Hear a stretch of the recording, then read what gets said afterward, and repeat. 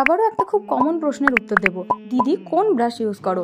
তো চলো তোমাদেরকে এই প্রশ্নের উত্তর দেওয়া যাক। সবার প্রথমেই আমি যে ব্রাশটা দেখাচ্ছি এটা হলো নাম্বার 20-র একটা ফ্ল্যাট ব্রাশ।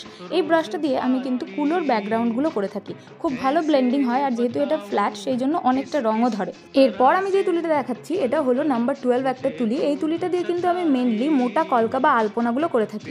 এরপর আমি যে তুলিটা দেখাচ্ছি এটা হলো 4 নাম্বার একটা তুলি। এই তুলিটা দিয়ে আমি ব্যাকড্রপের কাজগুলো করে থাকি। এরপর যে তুলিটা দেখাচ্ছি এটা হলো নাম্বার 2 তুলি। এই তুলিগুলোর টিপগুলো কিন্তু খুবই ভালো হয়। এগুলো কিন্তু ডিজিটেক কোম্পানির তুলি, একটা লোকাল ব্র্যান্ড। এটা আমাদের অফলাইন স্টোর থেকেই আমরা কিন্তু এই তুলিগুলো কালেক্ট করি। আর তোমরা সবাই জানো যে কলকা করার জন্য কিন্তু 0 নাম্বার তুলি বেস্ট। তো প্রথমেই আমি 00 নাম্বার তুলিটা দেখালাম। এটা অপেক্ষাকৃত একটু মোটা হয়, আর 40 নাম্বার তুলিটা সব থেকে সরু হয়। এই তুলি দুটো কিন্তু খুবই ভালো।